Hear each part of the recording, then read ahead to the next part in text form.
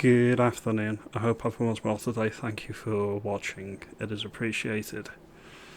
I've been sort of baited into this video, but it's a fun video to make, so I'm going to make it anyway. The YouTuber, I'm not going to name them, who baited me into this video, knew exactly what they were doing, and I'm going to steelman the argument, alright?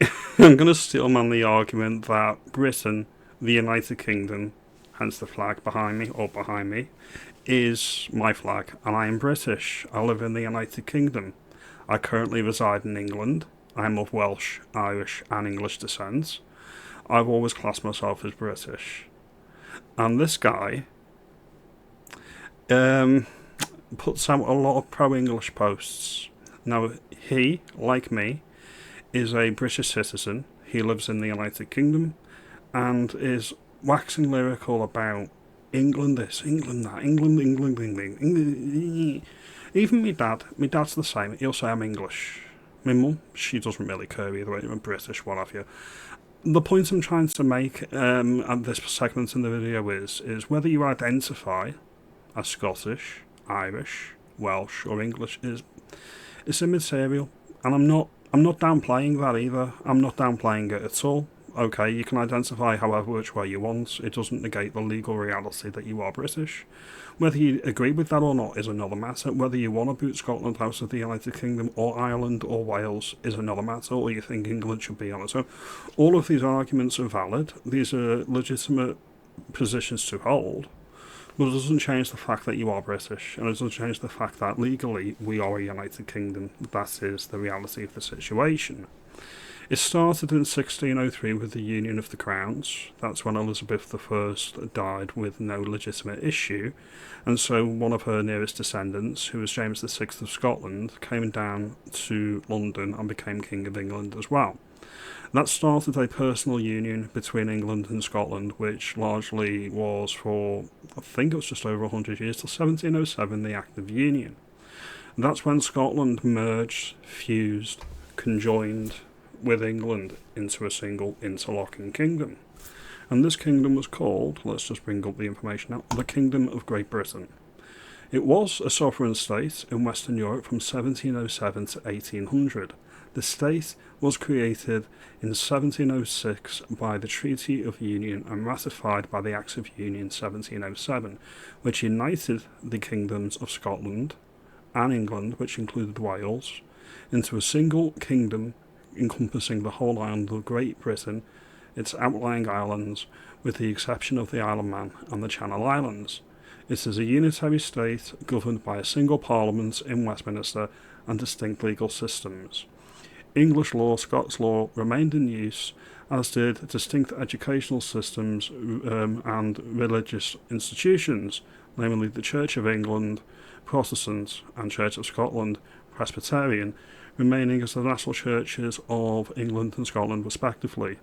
So even though we have a Supreme Governor of the Church of England, who many believe has converted to Islam, when he travels up to Scotland, he does actually change religion, and it becomes Presbyterian and practices with the Church of Scotland, while north of the border, also in the northern part of Britain. Now, as I say, I'm very comfortable with my distinct personas. Alright, I'm from Cheshire, live in England, I am British. If you look at British iconography, it's all around us, like this 50p piece, for example. Has the Britannia logo on it, if you can see. That's Britannia. Ask many people in the street, they won't know that's actually Britannia. They all say that, oh, was that Queen Victoria or something stupid like that? No, it's Britannia. Alright? And there's a lot of large podcasters that are doing our country a disservice when they say, well, I'm English, blah, de blah, blah, de blah. As I say, you can have that view, but it doesn't change the legal reality that we are all British.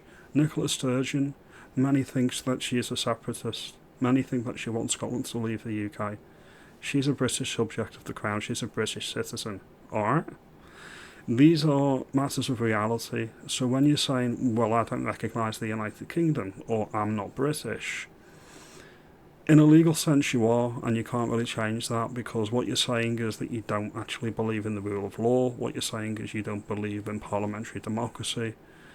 There's a lot of people that will make the argument that in 1707 the regular people, the common man or the common woman on the streets in both Scotland and England, were largely ignored. Well, that's true.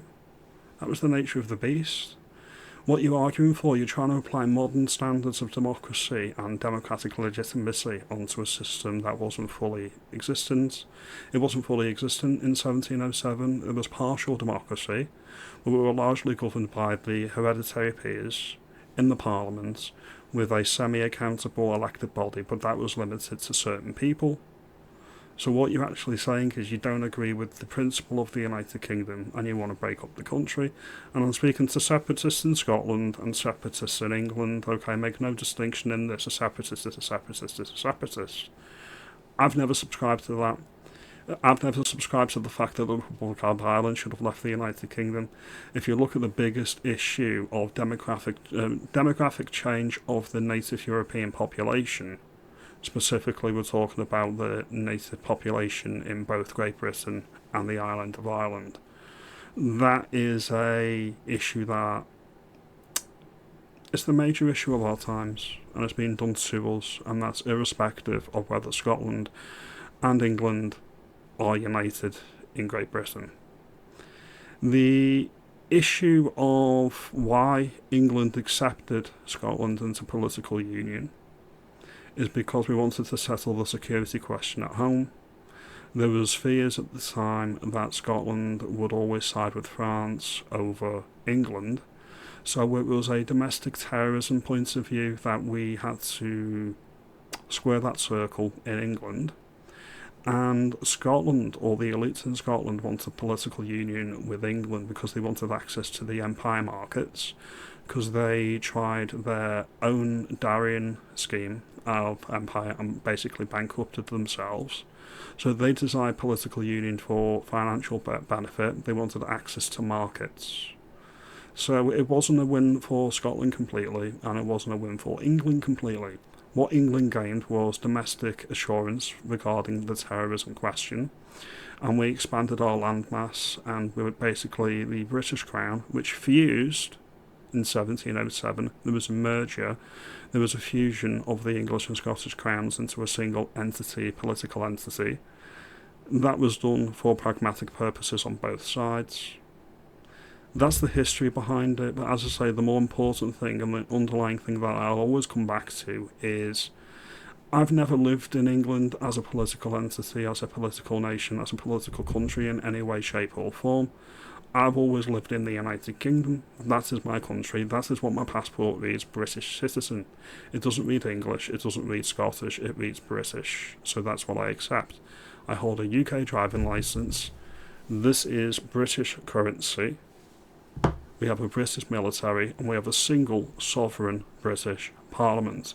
The Mickey Mouse Parliament in Scotland and Wales do not count. They are not sovereign, and any power devolved to those institutions is actually power retained, and it's also entirely on the good graces of Westminster. I hope I've cleared this up, and I hope I'm putting up to bed a lot of myths. Just because there's different distinct legal jurisdictions in the United Kingdom. You've got Scottish jurisdiction, you've got the English and Welsh jurisdiction, and you've got the jurisdiction in Northern Ireland. So there's 3 distinct jurisdictions legally. That doesn't mean you're not a single country, alright? The United States has a different jurisdiction for each of its 50 states. That doesn't mean that they're not nations. That doesn't mean that they are individual nations. And the argument that people make for England leaving the Union, or Scotland leaving the Union, that's a perfectly fine position to have if you want it. I've been to Scotland quite a lot. It's no different to England in any practical or real way. That's why I can say that I'm British, because during the referendum 10 years ago, just over 10 years ago, I actually done the legwork and I travelled all over Britain. I wanted to see if there was a distinct character and difference and otherness to the people in Wales, Ireland, Scotland and England that was distinct and different enough for us to actually, do away with the United Kingdom. There really wasn't, and I mean this, and I say this from the heart. You can say I'm misguided, you can say, Damien Cheshire, you were talking absolute nonsense, that's your right. Comment below, let me know. But I'm making my position on this perfectly and abundantly clear. I will always say I'm British. Kemi Badenoch, she can identify as British as well if she wants. It doesn't change the fact that she's Nigerian. So identify which way you want to identify, that's perfectly fine. More power to you. Well done. As long as you're on my side of the argument, broadly speaking, regarding what we're trying to achieve in the UK as a political solution to the mass migration nonsense, I don't much care. I will always say British. I'm proud to be British. I'm British yesterday, today and tomorrow. If you've got a problem with this video, I apologise, but I need to display integrity, and I need to say what I say and speak from the heart. And I can't expect you to. I know that you wouldn't want me to be any different, which is why I'm making the video. Now, comment below. Tell me why I'm wrong. Tell me anything. Tell me if you support what I'm saying. There's no real reason to say that you're English other than you feel annoyed, you feel really, really aggrieved by the perceived upper hand that the home nations have that aren't England. That was the reason they did it, by the way. That's why they carved up the British voter into Northern Irish, Scottish, English and Welsh. They did it because a united house can never stand. They done it to divide and rule. Think who the real enemy is. The architects of devolution, the architects of the Supreme Court, the architects of Ofcom, the architects of the Race Relations Act. It's all one party. It's all Labour, who's meant to be there for the working man and woman. So I'll leave you with that thought, I'll leave you with that idea. Remember who the real enemy is. It's not the people in Scotland, it's not the people in Wales. It's the people that put us in this position to begin with. I appreciate your time, you have a good afternoon, and thank you for watching.